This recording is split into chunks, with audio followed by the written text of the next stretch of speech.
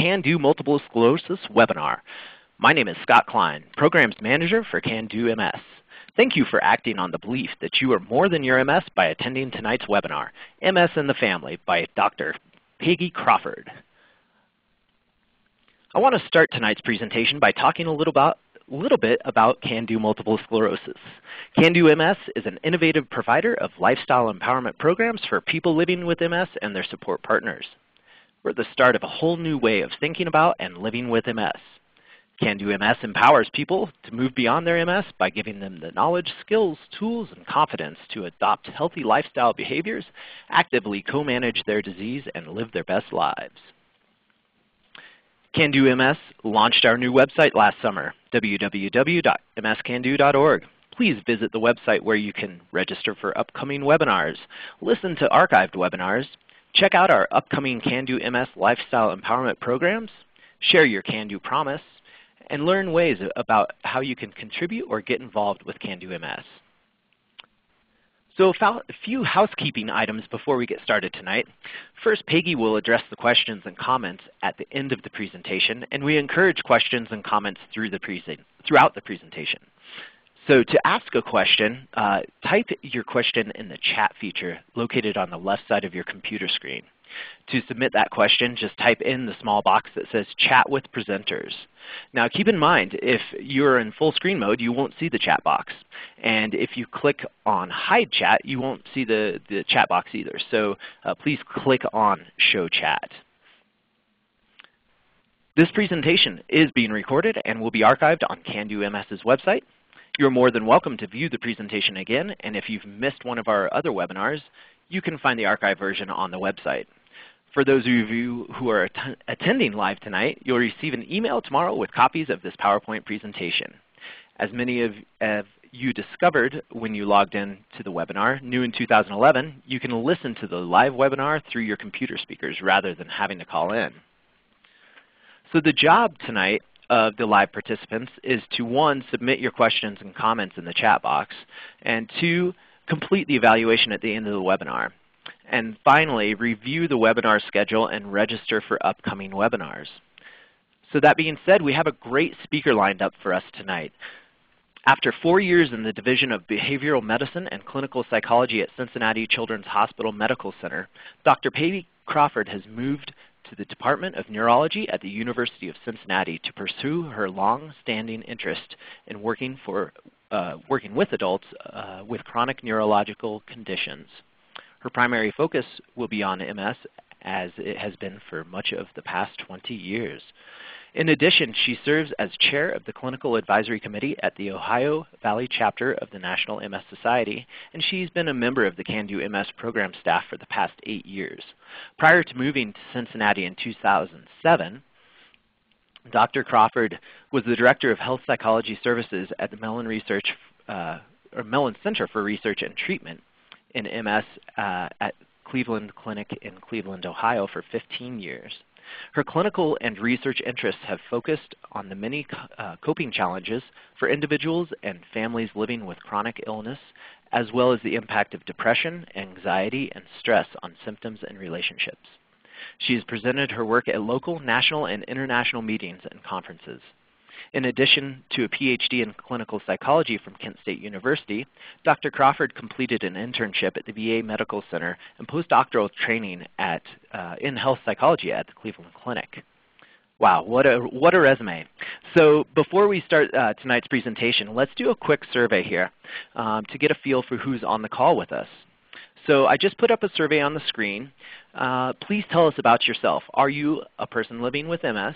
Are you a support partner, a healthcare professional, or other?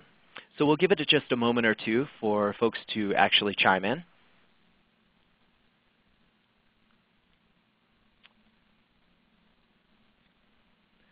Okay, and it looks like we have about 95% people living with MS, 12% support partners, and 2.5% healthcare professionals. So great group of people. And with that all said, I'm going to go ahead and hand it over to Peggy. Thank you, Scott. I'm thrilled to be here tonight with everyone. And We're going to be talking about a guide for families coping with MS challenges. I wanted to start with a quote from a woman I've known for about 30 years now, and she's had MS for 30 years, and I've known her for over 20. And this was an exercise that we did in a therapy group where everyone was asked to write something about their MS, starting out with, "My MS is," and this woman wrote, "My MS is a rock in the road. Sometimes it's behind me and it's huge and it's bearing down on me fast. Sometimes it's in front of me and I can't see around it. Sometimes it's small and inconsequential and I can walk past it without giving it a thought." And as all of you hear this, you might be thinking that that really does reflect how MS is so variable from day to day and isn't the same challenge every single day of the week. Each of you listening might also want to think about what you would write and what you would say about MS as we're going along here.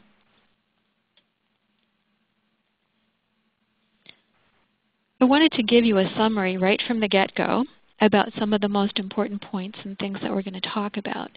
Certainly, no surprise to any of you, MS comes with many challenges, and we're going to talk about quite a few of them tonight.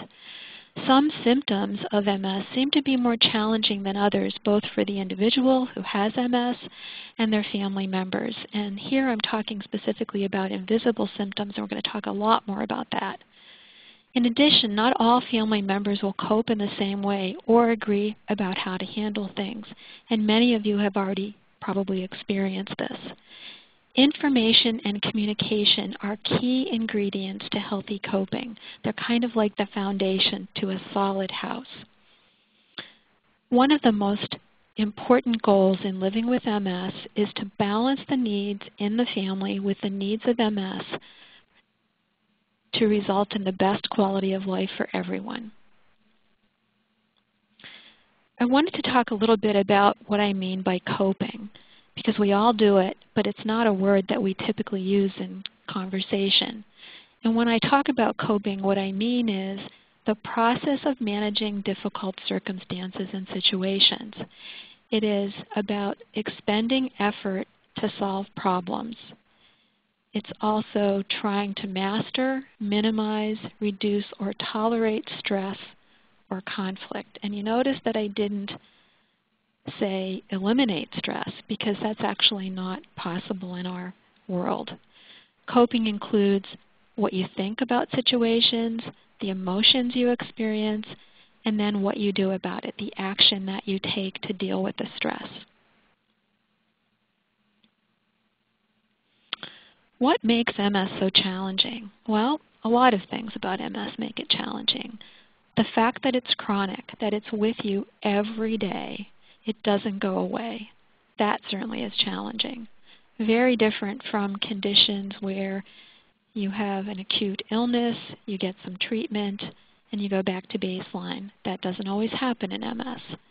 It's also unpredictable, just like that woman talked about with the rock in the road and the size of it, and how you get around it and over it. It is unpredictable. So something that you experience on Monday may not be present on Wednesday. That is really challenging for family members to deal with. It's also associated, MS, with multiple changes and losses, changes in function, losses in roles, and work that you can do. It's expensive. Many people don't think about that, but the equipment, the medication, the co-pays, it's a very expensive illness to have. Also nowadays, there are expanding choices that people have, and these are challenging. There are many different disease-modifying treatments. There are different medications for symptoms. There are many therapies. There are many options for health insurance. So just making all of these decisions can be challenging for people. I wanted to talk a little bit about how the challenges can vary depending on where you are in your MS experience. For people with early relapsing disease, some of the challenges include dealing with invisible symptoms. It's certainly not unusual when people are first diagnosed and in the early stages of MS that people look physically well. And so they often get comments like, "Oh, but you look so good. Are you sure they made the right diagnosis? Maybe you should get a third opinion." That's kind of like nails on a chalkboard for many people with MS. Also, dealing with your own and other people's reactions. Often when people are first diagnosed, they feel shocked. Where did this come from? I've never been sick. I've been a healthy person. I've done everything right. How could I get something like MS? People often feel grief very early. My life is not going to be what I anticipated it was going to be. Lots of anxiety, what ifs come in very quickly. Sometimes anger and frustration. Why me? And sometimes people feel guilt. What did I do? What did I not eat right? What activity did I not do? Sometimes people worry about something that happened when they were an adolescent, and now 20 years later they have MS. These are common reactions, not just for the person with MS, but often for the loved ones in your life, the support partners that you have and family members. Often you will get lots of well-intended, and I say that because I truly believe a lot of the advice that comes from people is well-intended, but often people don't really understand MS, and so again, it's a little bit like nails on a chalkboard. People tell you what you should do, what you shouldn't do, how you should eat, overwhelm you sometimes with information that they've pulled from the internet. That can be very challenging, just how you interact with those folks. Making decisions about disclosure. Who do you tell? When do you tell? How much do you tell? What treatment to take? How to deal with your MS at work, whether to tell them or not tell them. Concern that it will somehow affect your ability to be promoted or supervise people. So that's actually a very big challenge. And certainly relationships. Many people who are newly diagnosed and in the early stages are not in a committed relationship yet. And so they worry about whether they'll ever be in such a relationship. Often people feel that they're damaged goods and nobody's going to want to be with somebody who has MS. But I will tell you that many of the people I've known over the past 20 years got into wonderful relationships after being diagnosed with MS, in part because I think they actually chose a little bit differently. Also planning for uncertainty, not knowing what's going to happen with symptoms, with future, with employability, and in relationships, very difficult challenge for people in the early phases of MS. For people with progressive disease, the challenges can be somewhat different. Particularly, people are often experiencing increased difficulty performing their major roles. Major roles are parenting, being a committed partner, helping around the house. Also in your job, that's a major role, and that can change. Often people with progressive disease need help but really don't want it. Asking for help, accepting help is really challenging, particularly because people don't always do things the way you want them done. People who want to help you also feel challenged because they want to help, but they're not sure how to offer help, or they certainly get the message that sometimes they don't do things the way you would prefer to have them done. And sometimes people are pretty vague. When they offer help, or when people with MS want help, they aren't very specific. People are faced with progressive disease with more decisions about changes in treatment. Sometimes treatment doesn't seem to be working and people need to make a switch. That's often difficult to think that something you made a decision about wasn't working for you. Deciding whether or not to cut back at your job, to switch jobs, to go back to school. These are particularly difficult challenges if you're the person in the family who carries the health insurance. Sometimes people with progressive disease are having difficulty with driving, and that's a real challenge in families. It's not easy to express concern to someone who is having difficulty with their driving, and it's not easy to be the person with MS who realizes they're having difficulty but doesn't really want to admit it. So lots of decisions. Ongoing emotional reactions. What did I do wrong? Did I not take my medication the way it was prescribed? Should I have made a different decision about the medication that I went on? And continued anxiety, and often more so about the future. This is often a period of time in MS where personal care needs are likely to increase. And if it's difficult to accept help for things around the house, it's particularly difficult to accept help when it's your personal care that's involved.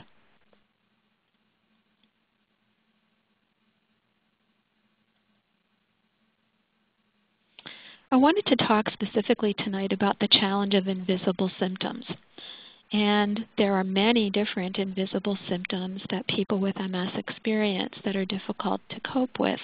But tonight I want to talk specifically about depression, cognitive impairments, meaning mental functioning, changes in mental functioning. I'm going to talk more about what I mean by that and give examples, and fatigue. So these are all very common symptoms, all virtually invisible to other people.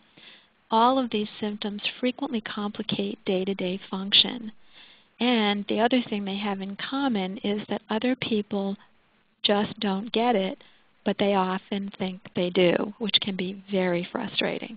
So sometimes when people say they're fatigued, other people in your life will say, oh, I know what you mean, that happens to me too. But I think often for people with MS, that's another one of those nails on the chalkboard experience. We're going to have some more audience participation here. And this question for everyone to respond to is, have you ever been significantly depressed? So your choices are yes or no. So take a few seconds and respond to this question.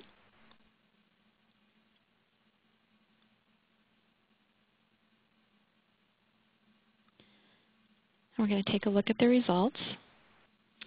And it looks like almost 70% of you said that yes, you have been significantly depressed at some point. So that's about 2/3 of our audience tonight, and a third saying no, they've never been significantly depressed. So now let's move on because I want to talk some more about depression. What do we know about depression in MS? Well, we actually know a fair amount. We know that depression differs from normal grieving, for one thing. And some of the ways in which it's different is that grieving usually follows a specific significant loss. That's not always the case in MS. Sometimes people get depressed and they can't really point the finger at anything in particular. The other difference is that over time, people who are grieving tend to feel better. That doesn't always happen when people with MS are depressed. In general, we know that depression tends not to get better without treatment, and we're going to talk more about treatment in just a bit. We also know that people with MS are at much higher risk than the general population for depression and people with other types of chronic diseases. In fact, over a lifetime, someone with MS has a 50% chance of getting depressed.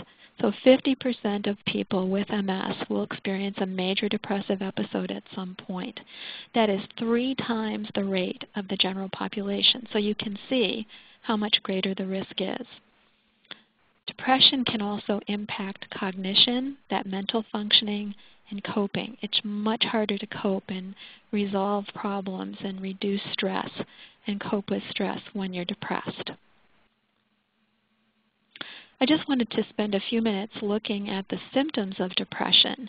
And certainly depressed mood is part of it. Often people feel less pleasure in activities and people that they tend to interact with. People tend to feel negative about themselves, about the world, and feel hopeless.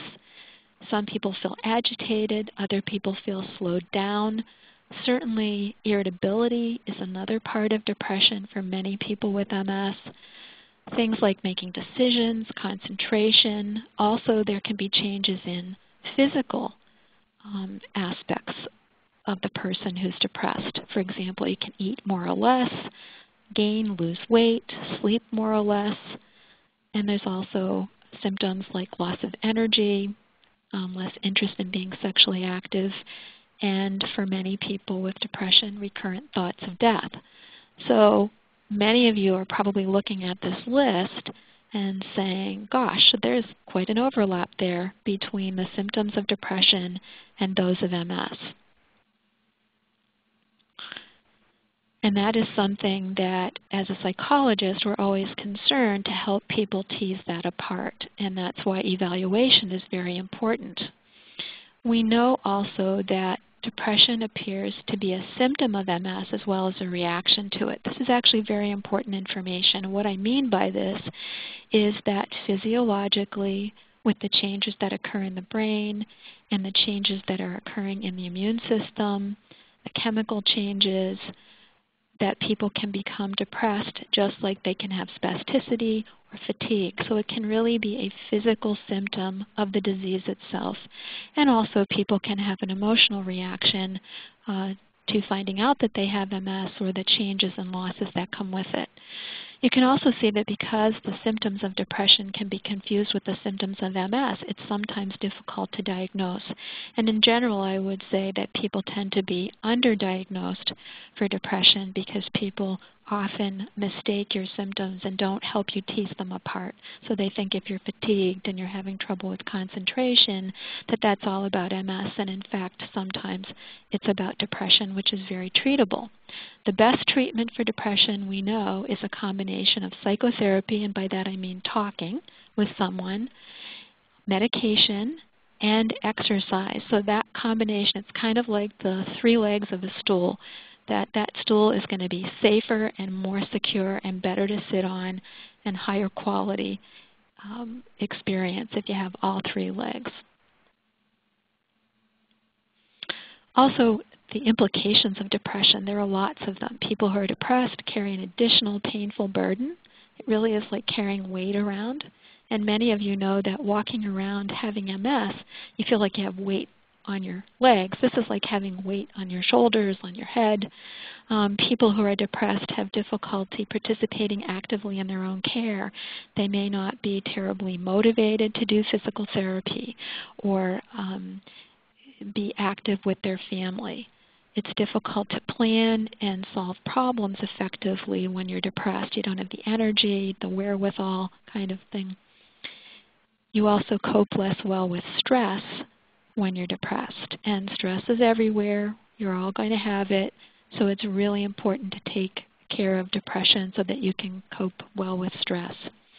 People who are depressed are also more likely to engage in unhealthy behaviors. And here I mean things like drinking alcohol, overeating, overspending. And that just turns around and creates more problems for people to cope with. Also, people who are depressed are difficult to live with.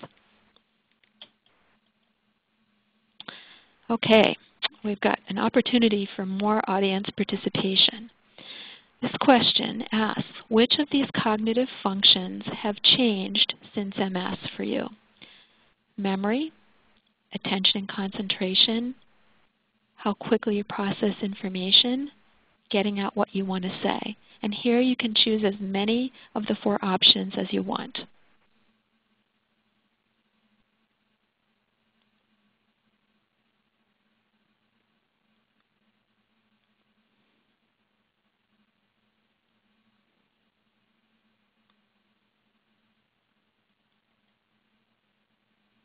Okay, well, that's interesting. It looks like many of you are indicating that you're having problems in pretty much all of these areas. And part of the reason that I included each of these options in the question was that these are each areas that can be affected, cognitive areas that can be affected by MS. So it's actually quite equal. Almost 82% are saying memory, attention and concentration, and getting out what you want to say. A little bit lower on how quickly you process information. But now let's talk a little bit more about cognitive difficulties, another one of those largely invisible symptoms. So what do we know about cognitive changes in MS? 50 to 60% of people with MS will experience some cognitive symptoms. So it's not at all surprising that many of you said yes to those cognitive functions on the question. So again, like depression, this is a very common problem for people with MS. Cognitive symptoms and fatigue are the main reasons that people with MS leave the workforce prematurely. This is really important information because, particularly for people who are thinking about seeking disability, applying for those benefits, that it isn't just because people have difficulty walking that people need to reduce their workload or go on disability. It is this combination of cognitive symptoms and fatigue, two invisible symptoms. Cognitive changes can occur at any point along the way in MS. They can occur early at the point of diagnosis, years later, or for some people not at all, because remember, 40 to 50% of people with MS will have no cognitive symptoms. Cognitive changes are unrelated to the level of disability. So by that I mean people can have more physical disability and no cognitive disability or change, or vice versa. So it's not necessarily equal. And usually when people have cognitive changes, they progress slowly, which is good news. Cognitive functions that are affected in MS. There's quite a list of them, but it's also important to remember that not all cognitive or mental functions are on this list. So it means that some things like IQ in general are not affected by MS, but certainly memory, so both storing memory and retrieving it, getting it out when you want to remember it later. Attention and concentration, and I've included working memory here on the slide, which means sort of holding on to a piece of information and doing something with it at the same time. Speed of information processing. Often people with MS will say that people are talking too fast or there's too much going on around them, and that's really frustrating and hard to keep up. Visual spatial organization. So this is something that's really important when people are driving and trying to stay in the lines or park a car or wrap a present or find something in the refrigerator. Abstract reasoning, meaning ideas, concepts, things that are not concrete are often difficult. Planning, prioritizing, kind of keeping things in order, and problem solving are difficult. These are sort of what we call executive functions for the brain. Judgment and decision making are difficult. And we've talked a lot about some of the challenges are decision-making ones in MS, and verbal fluency. So this is that last item on the question, asking about getting out what you want to say. So sometimes people with MS will say, I have this tip of the tongue experience where I know what I want to say, but I can't get it to come out. The impact of cognitive dysfunction. This is the sort of symptom that can disrupt all kinds of daily activities. It's hard to keep up with appointments, shopping, driving. Certainly, this is a major issue for most people on their job. Many people can still do the job, but they find that they're doing it more slowly, which means they're not getting as much work done, which is very difficult in a workplace.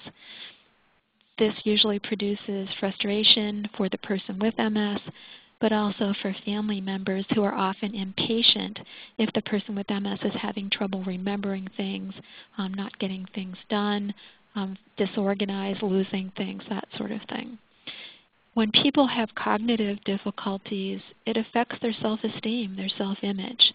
It's more stressful to have cognitive difficulties. It makes people feel anxious about their condition, and it's another loss for them. Also, when people are in situations where they feel overwhelmed with what people are talking about or it's going too quickly, they tend to withdraw from social interactions and become isolated. And sometimes this looks like depression, and it may or may not be, but it can look that way. A little bit about strategies for dealing with cognitive changes. Sometimes it's helpful to be evaluated.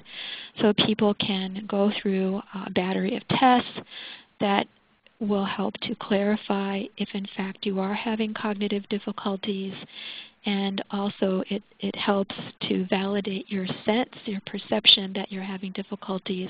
The other thing is this is a helpful evaluation to have if you're trying to document disability.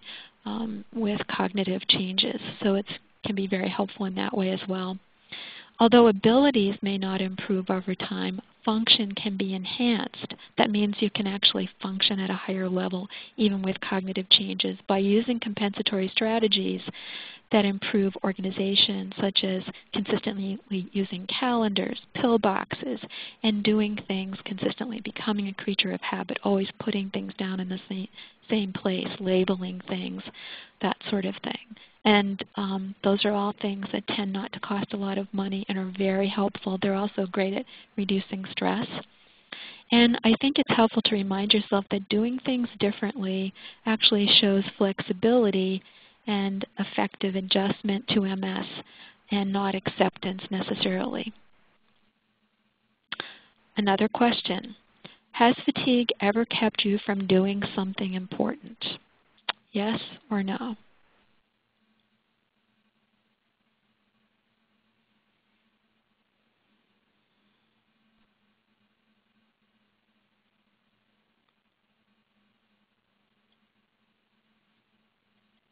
Okay. I'm going to skip to the results here. Well, 75%. Nice even statistics there. So 75% of you are saying that, yes, fatigue has kept you from doing something important. So that's a lot of people feeling pretty fatigued there. And not only are you feeling fatigued, but it's really getting in your way. So let's talk a little bit about fatigue. Fatigue is the most common symptom for people with MS.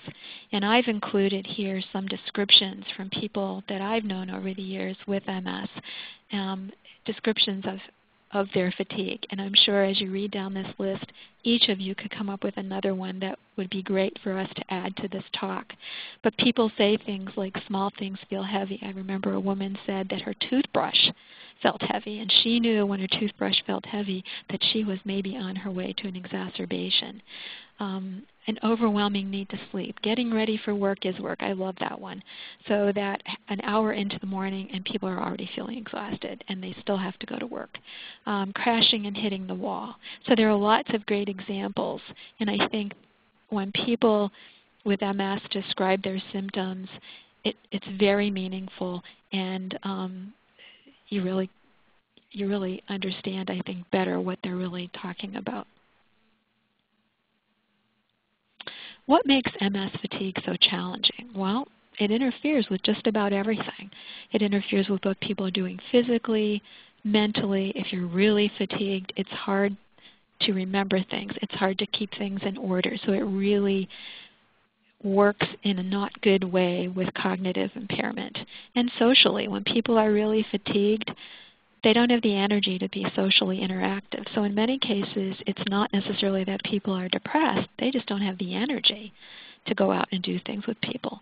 And again, it's one of these invisible symptoms, so it's very hard for others to understand and easy for them to misinterpret. So sometimes people think you're not motivated or you're not trying, when in fact you're just fatigued.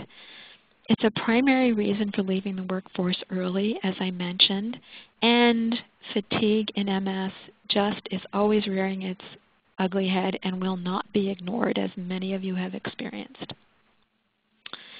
There are some behaviors that seem to contribute to the fatigue symptom. Acting like you don't have MS is certainly one of them. So if people don't change anything about the way they're doing things, that can contribute to fatigue. And keep in mind that if these are behaviors that contribute to fatigue, maybe doing some of the opposite would reduce the fatigue. Refusing to ask for or accepting help, that's true of many people with MS. Being inflexible about how people do things. So if you want to continue to plant your garden in exactly the same way you did for years, instead of making an adjustment or doing it at a different time of day or planting less types of vegetables, that sort of thing, that's probably not going to help your fatigue. Putting yourself last. I know many people with MS who do lots of things for everybody else in the family, and then at about 11 o'clock they're trying to do something for themselves and they're really running out of steam, and then they don't get enough sleep. Believing that change equals giving up and giving in to MS. That's not what being different means, or doing things different. It actually can show your flexibility and your willingness to look at other options. Many people with MS that I've known over the years seem to focus on the payoffs or what they get out of overdoing instead of the cost. So being really physically active 2 or 3 days in a row and then spending 4 days on the couch, I'm not so sure that in that case the payoffs are worth the cost. And for some people, one of the behaviors that contributes to their fatigue is doing as much as they can now just in case they can't do it later. So I've known people that take on an extra job, in fact, to raise money for their children to go to college because they're not sure that they'll be able to work in the future, when in fact their family would rather spend time with them. So these are the kinds of behaviors that contribute to fatigue. So these are all places where you might think about doing something different to reduce your fatigue. So what can people do to reduce and manage fatigue more effectively? First of all, you want to think about, are there particular MS symptoms that are interfering with your sleep? Things like bladder symptoms, pain, spasticity, anxiety. Those are all things to bring up because sometimes if those symptoms are treated, then people can sleep better. Also, just developing good sleep habits and incorporating rest and naps into your day. Every single person I see as a psychologist, I talk to them about their sleep, and I talk to them about their sleep in some detail because many of them have MS, and so most of them are fatigued. But thinking about getting to bed at a reasonable time, thinking about the fact that most people really do need 7 or 8 hours of sleep, that doing anything other than sleeping and having sexual relations in your bedroom, probably not a great idea. Bedrooms have kind of become the kitchens of the household, so people are on the computer and talking on the phone and all of that kind of thing. So there are lots of things that people can do to improve their sleep habits. Also making sure that if you are depressed and anxious or either, that you seek treatment for that, you let somebody know, ask for help, and be specific about it. I've met many people who over the years have said, nobody helps me at home, and yet I think when people tend to be more specific and say, I really need help with this task, that people will probably come through for you more likely. To educate your family and friends about MS fatigue. MS fatigue is unique. And so, unfortunately, we use the word fatigue, but it's really quite different than non-MS fatigue. And families can be educated. It helps to alternate active days with days that you're less physically active. And remember, take care of yourself first. Don't always put everybody else at the top of the list. And that's what I mean by put on your own oxygen mask first. Some family challenges. Family members tend to react and cope in their own way and in their own time. Now, probably many of you have already noticed this, but not everybody in the family is going to want to learn about MS in exactly the same way. Some people like to go to big educational programs. Other people want to get on the internet. Some people like a little bit of information and then a bigger amount of information later. Some people want to get actively involved in the MS community immediately. Other people are a little bit more reluctant. Some people think that you should go on treatment immediately. I've had spouses, family members who are quite reluctant for someone with MS to go on treatment. So these are all potential challenges and areas of disagreement. Maintaining healthy relationships when roles change can be very challenging. So as someone who was a coach for their child's team might have to switch roles with their partner. Parents of adult children with MS are sometimes faced with adult children coming home to live when they thought that all the children were finally gone and they were going to have that retirement that they've looked forward to. They become sometimes someone who takes care of an adult child when the adult child thought they were going to be taking care of their parents.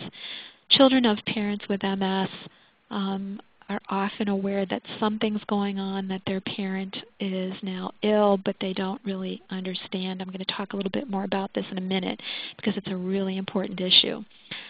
One of the challenges that families have is just making time for each other. Everybody's very busy nowadays, very stressed, and it feels like one of the things that people have the least amount of is time. So you really have to work at that. And finding activities that can still be enjoyed together. Sometimes physical activities, hiking seems to be one of the common ones, that maybe people did a lot of walking and hiking and now they're not able to do that together. And what can they do? Parents who during an exacerbation can't go out and ride bikes with their children have to think about things that they can do that don't add to their fatigue and that are still fun. And kids are actually pretty flexible about that. What do we know about children who have a parent with MS? Most children we know adapt very well. Children generally want to know as much as possible about what is going on. And I've met many parents over the years who are reluctant to tell their children that they have MS, but I will tell you that most kids know, and in some cases, if you don't tell them what's going on, they actually think that the situation is worse than what it is. Parents tend to underestimate the emotional impact of MS on their children. And what we know is that children have more difficulty dealing with the emotional and cognitive symptoms like the depression and the memory and attentional problems than they do handling the physical changes. And they're more apt to misinterpret and not understand the emotional and cognitive symptoms. Parents have a tendency to avoid educational or support programs for the children until there's a crisis, and we really encourage you to start that process from the beginning. Special challenges for support partners. It's sometimes difficult for support partners to maintain activities and social relationships outside the home or with people that you've been friends with for a long time, even if their partner is not able to participate in all the previous activities. But that's important for people to have life outside the home as well. It's important for support partners to stay healthy and rested themselves, which is sometimes really challenging when they've now picked up additional responsibilities. And this kind of goes with that difficulty balancing work and home responsibilities. People have taken on more often. Organizing extra help in the home, finding reliable people, friends, family who can come in and take on some of the chores and tasks. And also managing their own feelings, their own emotions, things like anger, guilt, but also depression. It's not just people with MS that get depressed, but support partners can as well. I want to talk a little bit about some common coping styles. And when I say coping styles, these are sort of general patterns that people have when they're dealing with difficult situations and stresses. So I've listed here some common coping styles, and we're going to talk about each of these a little bit. So let me go right into those. Unhealthy denial. Think of yourself as a pie graph. And what you see on this pie graph is there's no MS on this pie graph. And so that's why I refer to this as unhealthy denial. So this is a person who is kind of stuck in thinking, why me, about MS and having difficulty moving forward in their life, really living their life. They may inconsistently go for medical follow-up or follow their treatment recommendations. They're sometimes reluctant to use assistive devices or equipment in spite of clearly needing to do so because they misinterpret that as giving in to their MS. Sometimes I think of these people as kind of they have their head in the sand. That's their approach to coping with their MS. These are folks who are vulnerable to using unproven therapies, so things that may cost a lot of money and that where the data shows it's not really very effective for treating MS. And these are folks who sometimes are just kind of waiting. They're in the pause mode, kind of like the pause button on your remote control, and they're just waiting for MS to be cured. But in the meantime, they can be doing a lot that would improve the quality of their life. So that's one coping style.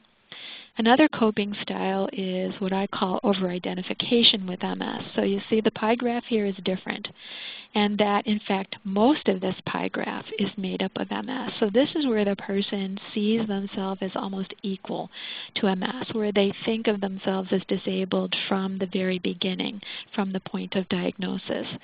They have many friends with MS, and not that you shouldn't have friends with MS, but I've known people that basically stop being friends with other people or stop engaging in other activities that are not MS related.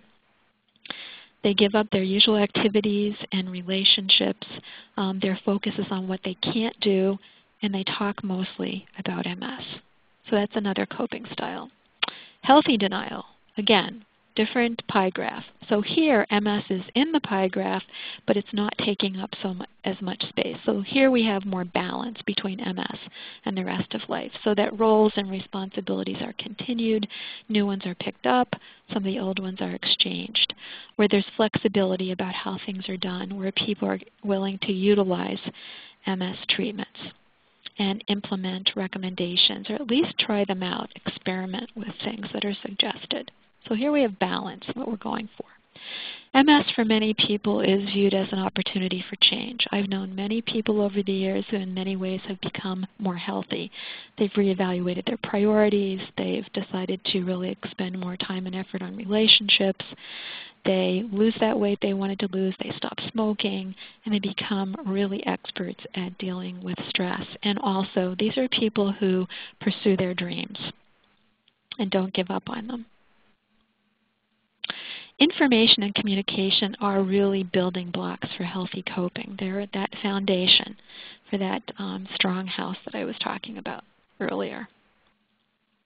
Information comes from many different sources. All of you are accessing one source tonight through the Can Do webinar, but there's obviously lots of wonderful MS-related organizations. There are great things for kids. I love the Keep Smiling newsletter for kids. The internet, obviously, but remember, you want to be a careful, cautious consumer. So I would say access as many things as you can.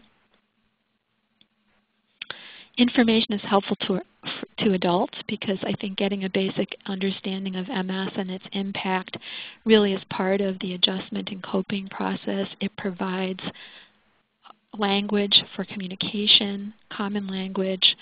Also, it provides an opportunity to recognize and understand another person's feelings and perspectives. Also, it encourages joint problem solving and planning. So if two people in a family know about MS, they can kind of put their heads together, and that's two heads are better than one with coming up with ideas. Information is very helpful to children because it validates a problem that they've already sensed, that they already know something's going on. It also helps children deal with their fears. It provides a vocabulary for children to voice their concerns and talk about MS. It helps them avoid self-blame, and it also really reduces secrecy and builds trust with children, which is really important for good parent-child relationships. Communication is key to this coping process. So we're talking here about honest sharing of information and feelings, active listening, which means clarifying what you think you've heard, what you thought the other person said, asking questions to communicate that you're interested, checking out assumptions. Most of us make assumptions and we're often wrong, and communication needs to be done in the context of respect and trust. We all have common barriers for communication. This is a list of some of them. I think that many people are still in denial and don't talk much about their MS. Sometimes we don't have that language, the information. People can have conflicting coping styles. So think about it. If you have one person whose pie graph is only about MS and another person who doesn't even have MS on the pie graph, that's conflicting coping styles. People sometimes don't talk about it because they think it would upset the other person. Sometimes there are things about MS that are embarrassing to talk about, such as sexual dysfunction, depression. So you might want to think about if you have any barriers to communication. And in conclusion, just come back to the points that I'd like you to take away from tonight. MS comes with coping challenges that are difficult but not impossible. There are differences in approach within a family, but differences sometimes can result in more options and creative problem solving, so different isn't always bad.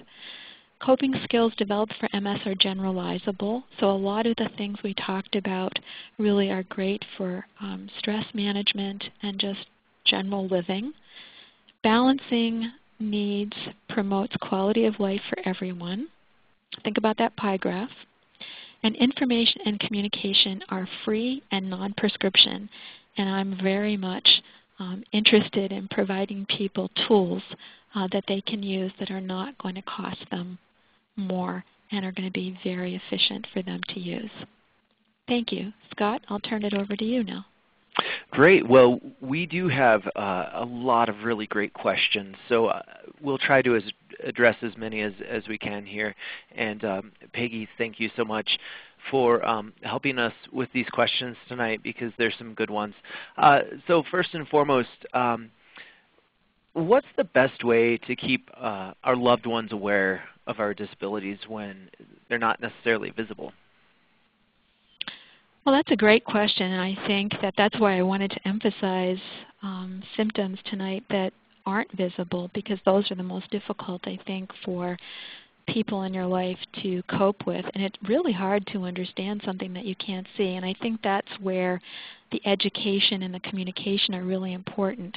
And sometimes I've actually encouraged people to take loved ones with them to appointments so that they can ask questions directly, but they can also hear from professionals and clinicians what those symptoms are and how difficult they are to cope with. I've found that really helpful.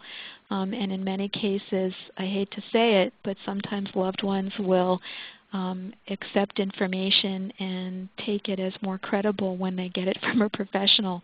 And I wish that weren't necessarily the case, but I always say to people, if it helps, go for it. Great. Great.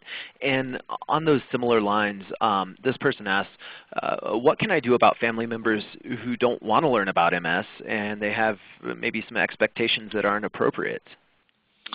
You know, I think that's a really tough one, because obviously you'd like people to want to learn. I think some people are just scared.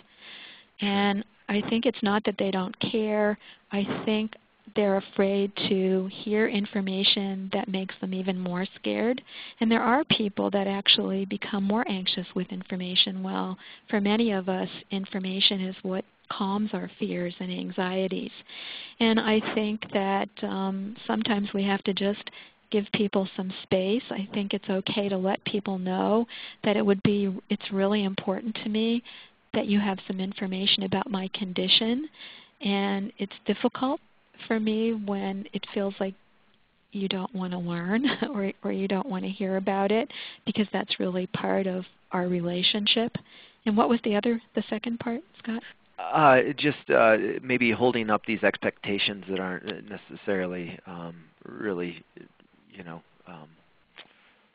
fair, if you will. Right. I guess one of the places where I've seen that particularly is sort of around fatigue, where because people can't see MS fatigue necessarily, they really underestimate and minimize it. Or sometimes I think around expectations for physical activity or how much exercise people can do.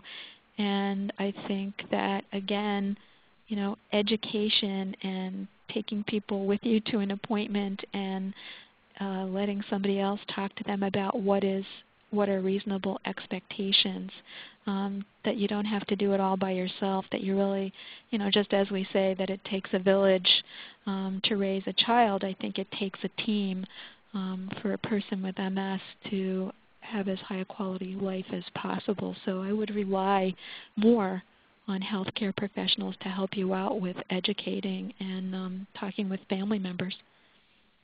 Yeah, very, very good, good point. And so this person says, physically my pie graph is 75% to 80% non-MS, but mentally thoughts are 99% MS, and it's driving this person crazy because they're thinking about MS 24/7. Do you have any advice for that person? Yeah, I think, that's a really good point that the person's making, that in some ways the pie graph is mostly about things that are not MS related, but their thoughts are, that I guess their thought pie graph would look quite different. And there actually are really good strategies and interventions for helping people not focus. One of the therapies that psychologists can often be helpful with is something called cognitive therapy, where people can really learn how not to focus so much on negative thoughts and to actually come up with some alternative thoughts, or when they have a negative thought to really think about, well, wait a minute, what's the evidence for that? And what we call challenging, and we've talked about MS challenges tonight, but we actually as psychologists and therapists help people challenge their thinking and say, you know, show me the money. Where's the proof that that thought needs to be maintained and held on to? So I think that it's, again, a non-medicinal therapy, and it works really, really well. Great, great. And so can you speak to the fact that depression, anxiety, fatigue need not necessarily be worsening or permanent if they're faced positively from within and with some outside help? Yeah, I think that it's actually really important to get treatment, and also I think first of all to just acknowledge that those are symptoms or difficulties, because often I've met people over the years who think that how they feel is really all about their MS and it's getting pretty bad, and in fact when we treat their anxiety and depression they say, wow, I really thought this was all MS all this time, and I thought this was as good as it was going to get. So I think people having hope, but also accessing help. And for many people, that's not so easy. So, you know, going through programs like Can Do or through the National MS Society, trying to find professionals who can really help you, people who have experience working with people who have that combination of maybe mood difficulties and a chronic condition, can be extremely helpful. Sure. And this person says they're having a difficulty determining whether their issues are MS or depression related. So can you kind of define, I know that's kind of a challenging question, but can you define maybe how that person can maybe more clearly identify which is which? Well, I think by working with somebody, even for an evaluation, one of the things that a professional person can do, somebody like a psychologist, is really, I think there are questions that people can ask you on an interview, but also there are measures, paper and pencil measures, that we give people. And based on the responses to those, we can help people tease out what looks like depression, what looks like MS, and in some cases there is going to be some overlap. So I think there are, you know, interview ways to do that, and then there are, you know, sort of, you know, it's not an MRI, but it's kind of like a psychologist's MRI. Sure, sure. And that's a good analogy, kind of a great way to see it. And this person asks, how can my spouse with MS learn to pace himself so he doesn't necessarily hit the wall? Boy, if I had a dime for every time that I've been asked that one over the years, I'd probably be a rich person. I think that it is very difficult when you are a support partner for somebody who you see not really making good choices.